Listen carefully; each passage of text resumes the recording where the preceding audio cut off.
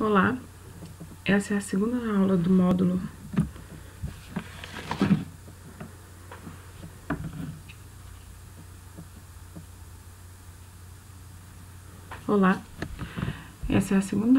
do primeiro módulo da disciplina de Instrumentação e Controle de Processos da Universidade Federal dos Vales do Jequitinhonha e Mucuri. Meu nome é Ana Maria, professora responsável pela disciplina, e hoje nós traremos alguns conceitos e terminologia para o entendimento de controle de processos industriais. Os primeiros conceitos, eles estão baseados na classificação de processos, e o primeiro conceito que eu preciso compreender é o que é um processo industrial. Então, quando nós falamos sobre processos industriais, eu estou falando de uma operação, uma série de operações que são realizadas em determinados conjuntos de equipamentos, onde eu vou variar pelo menos uma característica física ou química de um material. Então, eu posso ter como processo industrial um processo onde ocorre uma reação química, a destilação, a absorção, a extração. Eu posso ter ainda a confecção de peças, sistemas de geração de vapor. Todos esses exemplos são exemplos de processos que nós trabalharemos na nossa disciplina de controle. Uma coisa muito importante é que nós trabalharemos aqui com controle de processos contínuos, mas eu preciso compreender a diferença entre esse tipo de processo e os processos discretos. Então, os processos contínuos, eles têm a característica de operar ininterruptamente, tendo sempre a quantidade de produto e material sendo retirado ou adicionado na minha planta industrial. Eles são caracterizados, então, por muitas tubulações, por tanques, é muito característico de trocadores de calor, e eu tenho pouca movimentação mecânica e manipulação de peças nesse processo. As variáveis mais comuns para esse tipo de processo são vazão, temperatura, nível e pressão, que são as 4 variáveis mais medidas e controladas nos processos industriais contínuos. Os processos discretos ou descontínuos, ele é muito caracterizado pela produção em lotes ou unidades. Então, eu tenho muita movimentação mecânica de peças nesse tipo de processo.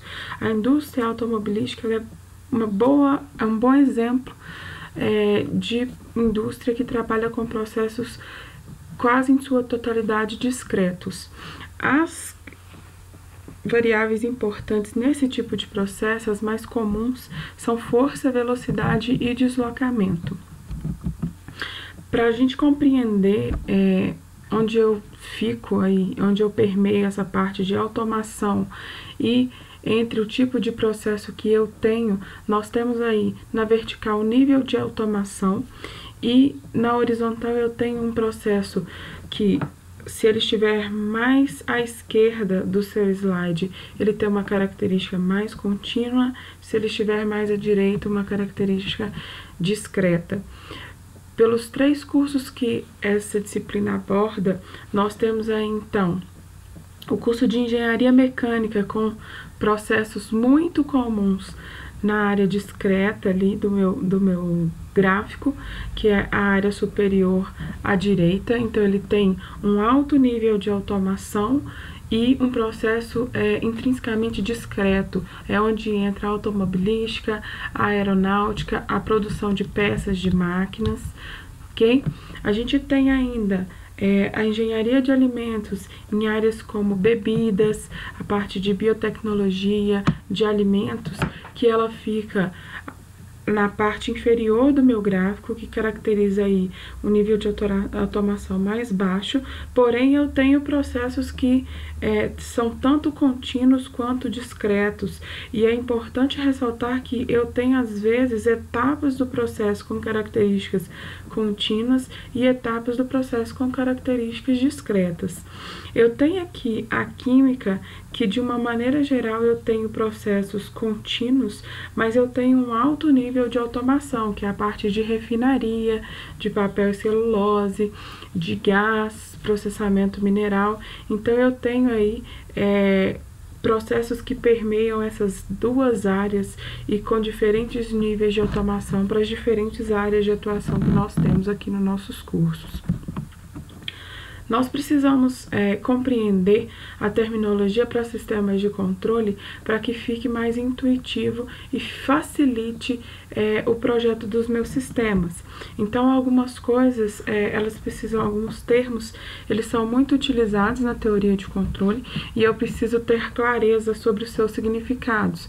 O primeiro seriam as variáveis controladas. As variáveis controladas, eu posso relacionar isso muito ao objetivo de controle.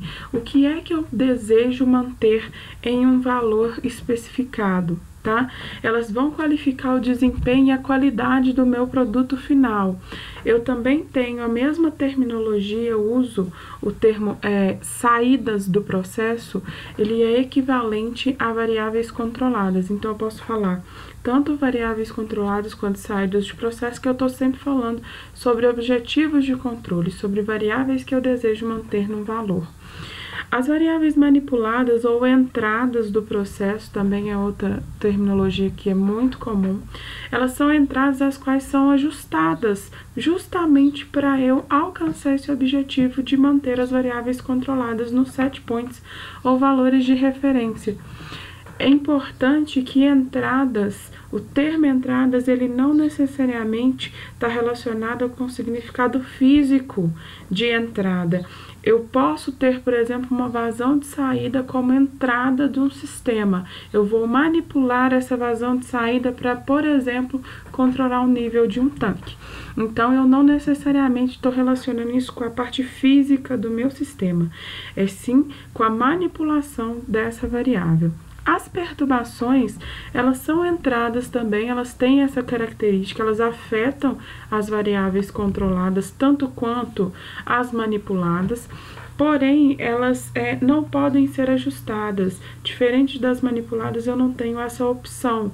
Então, elas vão afetar essas variáveis controladas, causando um desvio aí no meu set point.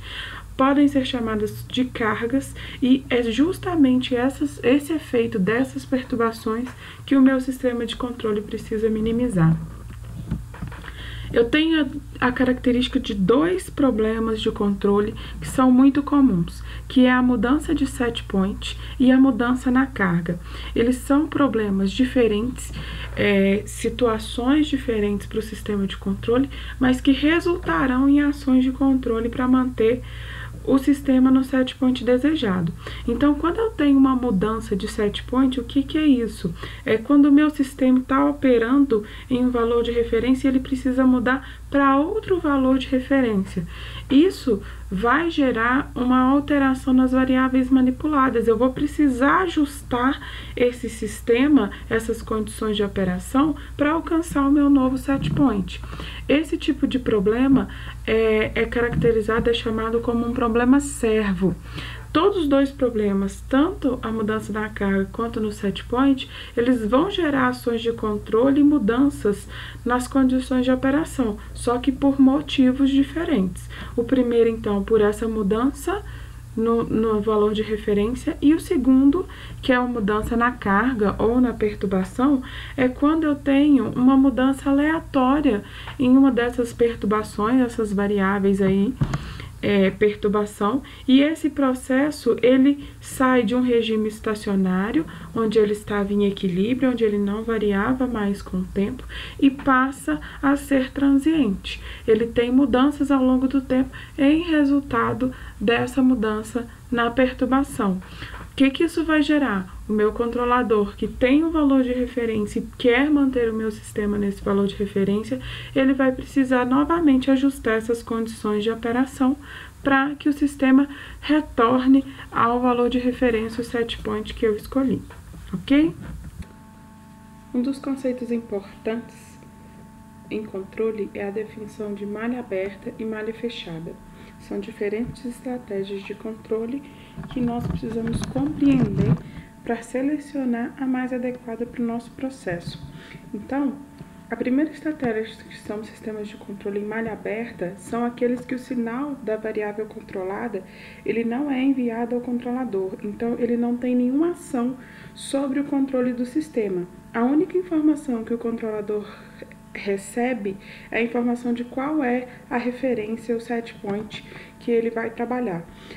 Nesse caso, é muito importante que o controlador conheça essa relação de causa e efeito entre variável controlada e variável manipulada. E é a partir daí que então ele vai definir com o valor que eu quero para a minha variável controlada, que é o set point, a variável manipulada que eu terei. Eu não tenho, então, uma comparação entre o ponto em que o sistema está e o ponto em que ele precisa estar. A precisão desse sistema vai depender única e exclusivamente da calibração. Isso quer dizer que o sistema, ele não tem, o sinal de saída ele não é realimentado e comparado com o sinal de entrada, o set point do controlador. Um exemplo desse tipo de sistema é a máquina de lavar roupas. E uma vantagem desse tipo de sistema é o baixo custo que ele tem, e ele é muito simples de ser construído, porque eu não preciso de nenhum equipamento, de nenhum elemento que faça a medição e nem envie o sinal da variável controlada para o controlador. Em contrapartida, quando eu tenho qualquer outro distúrbio, seja ele interno ou externo, esse sistema de controle não vai conseguir executar essa tarefa desejada, porque ele vai ter essa relação o tempo todo de como é que onde eu tenho que estar e o que eu tenho que fazer para estar nesse ponto, mas ele não consegue ter um retorno se o que ele está fazendo está realmente funcionando. Ele é muito simples de ser construído, ele possui uma fácil manutenção e ele é adequado quando eu tenho uma dificuldade de medição dessa variável controlada, dessa saída, ou quando essa medição não é economicamente possível. O que aconteceria no caso da nossa máquina de lavar roupa? Eu teria que acrescentar sensores, eu teria que acrescentar transmissores para enviar isso para o controlador do nível.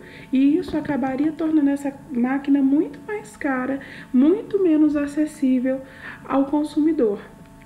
Esse sistema, ele é muito preciso quando a gente fala de um sistema sem distúrbios internos e externos, mas na maioria dos casos, os nossos sistemas de controle para processos industriais possuem perturbações internas e externas, e eu preciso justamente conseguir minimizar os efeitos dessas perturbações, o que me leva então ao controle de malha fechada, onde eu tenho um sensor que vai fazer a medição dessa variável controlada e vai enviar para o controlador, na verdade, o erro do meu sistema, que vai ser definido então pela medida da variável controlada, a diferença da medida da variável controlada em relação ao set point que eu tenho.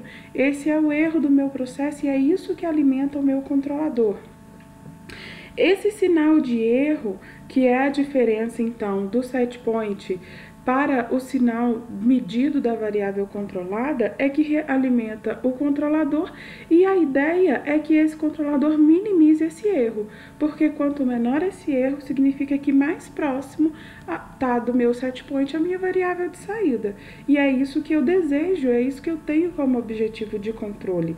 Nesse caso, se eu tenho qualquer perturbação externa a esse processo, o efeito que ela tem sobre a variável controlada vai ser mensurado e o controlador automaticamente ajusta a minha variável manipulada para que isso seja compensado.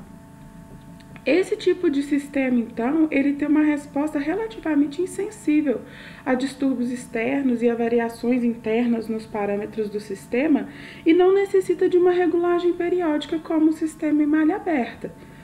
Em contrapartida, ele tem um valor para a instalação desse tipo de sistema maior, porque ele requer mais elementos do que um sistema em malha aberta. Eu tenho ainda as estratégias de controle de acordo com os meus objetivos para a malha fechada. Eu posso trabalhar com diferentes medições para o sistema de malha fechada. Eu vou trabalhar com um exemplo de um tanque onde eu tenho uma variável F0, que eu chamei aí de F0T, que é uma vazão. Ela varia com o tempo e eu não tenho controle sobre essa variação, então ela vai ser classificada como uma perturbação no meu sistema. Eu tenho uma variável F2, que é uma vazão de saída que eu não vou considerar variando com o tempo, então ela vai se manter constante o tempo todo. E eu tenho aí uma vazão F1 de T, que eu vou selecionar como uma variável manipulada. Para isso, então, eu vou inserir uma válvula nessa vazão e nós vamos, a partir dos objetivos que eu tenho de controle, e aí no meu caso o meu objetivo é controlar o nível desse sistema, eu vou definir a minha malha de controle. Pegando esse exemplo, nós vamos trabalhar com a primeira estratégia, que é a estratégia de controle feedback, onde eu faço a medida da minha variável controlada e envio isso para o controlador. Qual é a vantagem disso? Eu tenho uma ação corretiva sendo tomada independente de onde vem a perturbação daquele sistema. Então, qualquer mudança que eu tiver na variável de saída, ela vai ser corrigida a partir do controlador. Eu tenho, então, aí uma redução na sensibilidade dessa variável às perturbações, independente de qual é a fonte dessas perturbações. No caso do nosso exemplo, eu tenho uma única fonte de perturbação, que é o F0. Mas se eu tivesse uma outra vazão, além de F0 e F1 entrando nesse sistema, que também modificasse, independente se fosse F0 ou essa outra vazão, tendo uma alteração em H, eu consigo corrigir isso, tá? Qual que é a desvantagem desse tipo de sistema? Nenhuma ação corretiva ela vai ser tomada até que ocorra mudanças no meu processo. Então, se o H não mudar, se o nível não apresentar nenhuma alteração, o controlador não vai fazer nada, porque o que ele recebe é a medida do nível e compara isso com o set point que ele precisa ter. Esse sistema, desta maneira, ele acaba gerando respostas muito oscilatórias e até mesmo instáveis.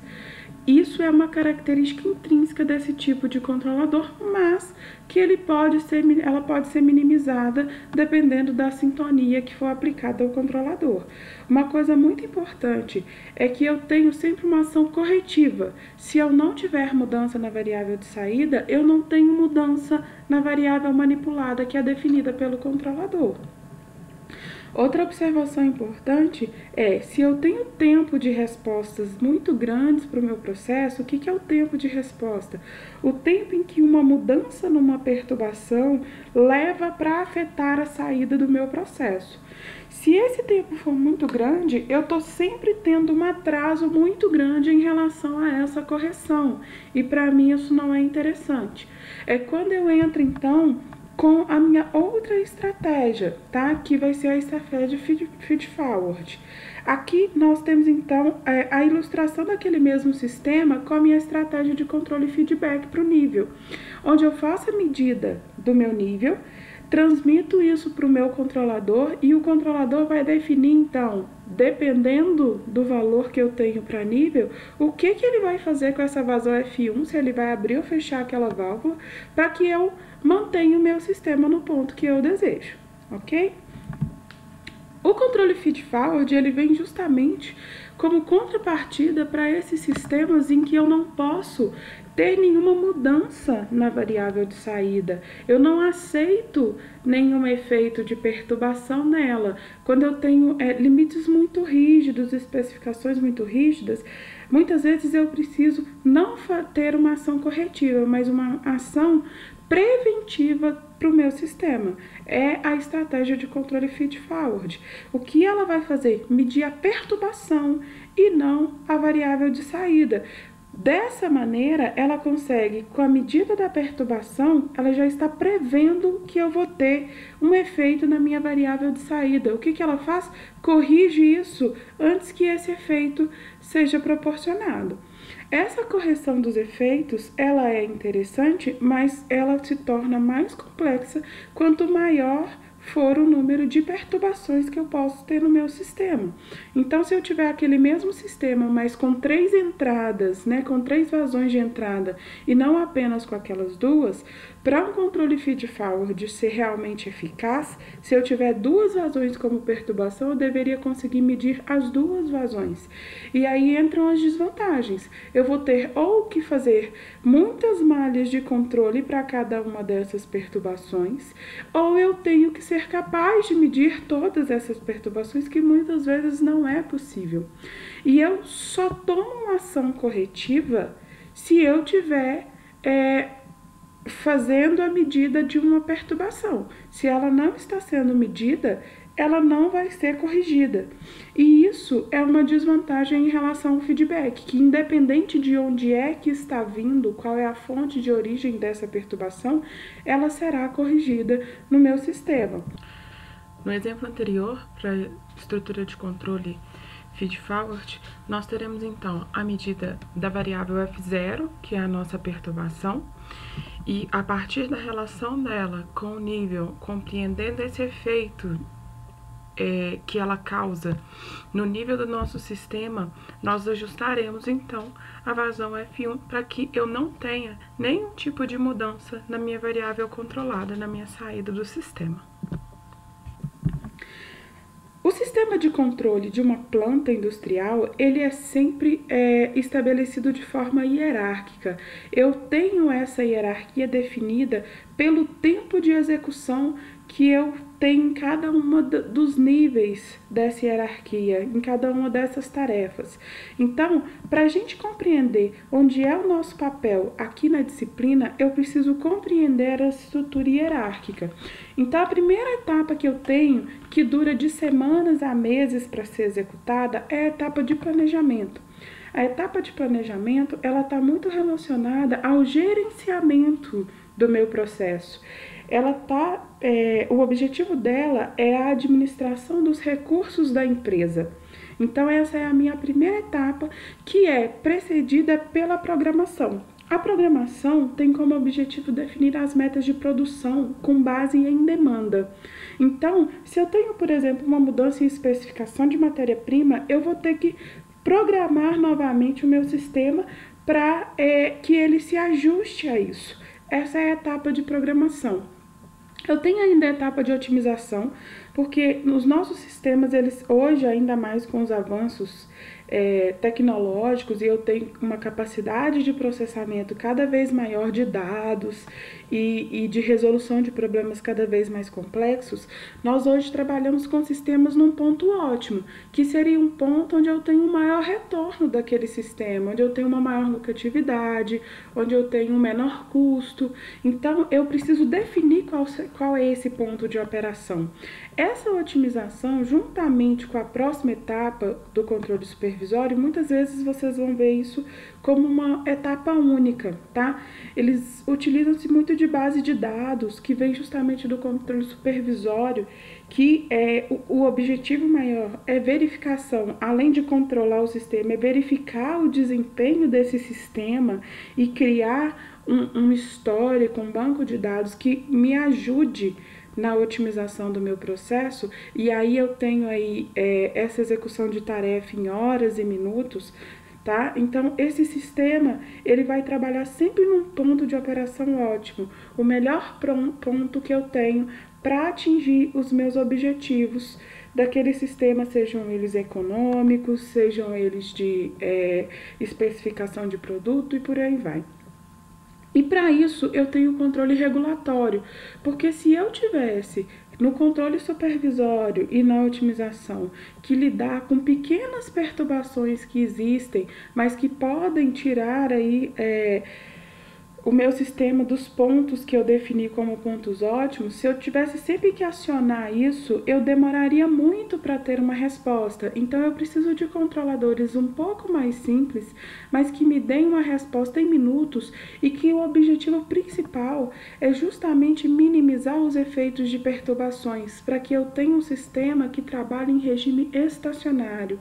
E nós vamos falar disso em outros módulos posteriores na disciplina. Um sistema estacionário, ele estará em equilíbrio, ele não tem variação ao longo do tempo. Se eu for lidar com sistemas transientes, isso dificulta o meu processo, embora a natureza dos nossos processos sejam transientes.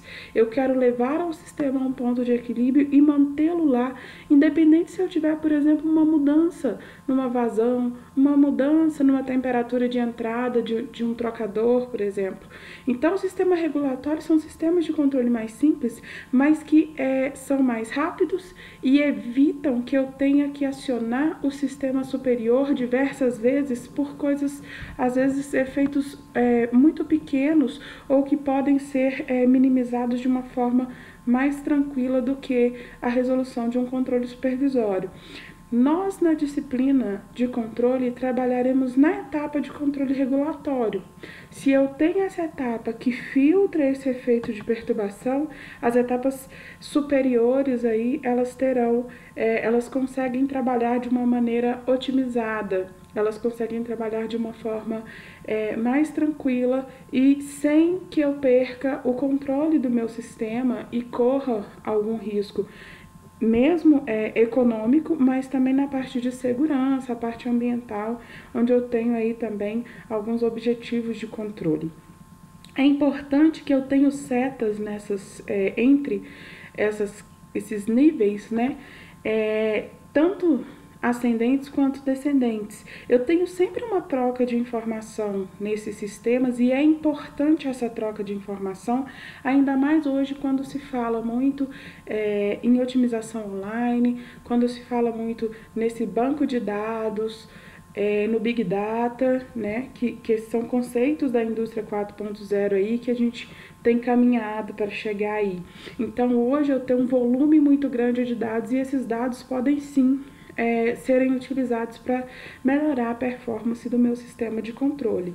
No regulatório, aí também está intrínseco a parte de sensores, de atuadores e todos esses outros elementos do meu sistema de controle. Por fim, os principais passos no desenvolvimento de um sistema de controle são definidos em 6 etapas. A primeira delas é a formulação dos objetivos de controle, e isso vai ser definido com informações de plantas existentes, se possível, se essas informações estiverem disponíveis. Eu preciso compreender o meu processo e é por isso que nós trabalharemos na disciplina com processos das áreas específicas de cada um dos cursos, porque é importante eu conhecer o meu processo. Quando eu tenho conhecimento dos princípios físicos e químicos do meu processo, eu consigo, de uma maneira mais tranquila e de uma maneira até mais eficaz, definir e formular os objetivos de controle e sugerir, inclusive, quais são as variáveis que eu devo manipular, as variáveis que eu devo medir, né, e trabalhar com isso. Então, conhecer o processo é muito importante nessa etapa. Ela também está muito alinhada aos objetivos de gestão. A partir da formulação dos meus objetivos de controle, eu tenho também que conseguir atender os objetivos de gestão que eu tenho para aquele processo, aquele sistema em si. A segunda etapa é o desenvolvimento do modelo do processo. E aí eu trago informações, então, dos conhecimentos sobre princípios físicos e químicos que envolvem aquele sistema. E eu trabalho com a simulação computacional como a minha ferramenta para verificação desse modelo. Os dados da planta também, se disponíveis, podem ser muito úteis na hora do desenvolvimento do modelo, porque eu não preciso trabalhar especificamente com o modelo fenomenológico, onde eu tenho só a relação física e química desses processos, mas eu consigo ajustar esse modelo de uma maneira mais precisa a dados empíricos, né, a dados experimentais. A terceira etapa, que é a estruturação da estratégia de controle, definir qual vai ser a minha variável manipulada, o que são perturbações, tá? E aí entra as teorias de controle de processo, qual tipo de controlador você deseja implementar. A simulação computacional também é a ferramenta principal para essa etapa e a experiência com plantas existentes também, se possível, se estiver disponível, é uma ferramenta muito agregadora de informação nesse momento. Se eu já sei como isso funcionou em outras plantas semelhantes, eu consigo otimizar o meu sistema de controle, ok? Eu tenho ainda a seleção de hardware e software, onde as informações comerciais elas são extremamente importantes para eu definir isso. Qual vai ser o elemento final de controle, qual vai ser o hardware que eu vou trabalhar, o software que eu vou trabalhar para esse controle, a instalação do sistema de controle e o ajuste e sintonia das características desse sistema. Isso me leva ao sistema de controle final, ao processo em si que vai estar instalado ao processo industrial de interesse. Na nossa disciplina, a gente tem o foco principal nas 3 primeiras etapas do meu processo, que é a formulação, o desenvolvimento e a estruturação da estratégia de controle. Muito obrigada, bons estudos e, em caso de dúvidas, vocês podem utilizar o fórum ou agendar um horário para atendimento a partir do e-mail. Bons estudos!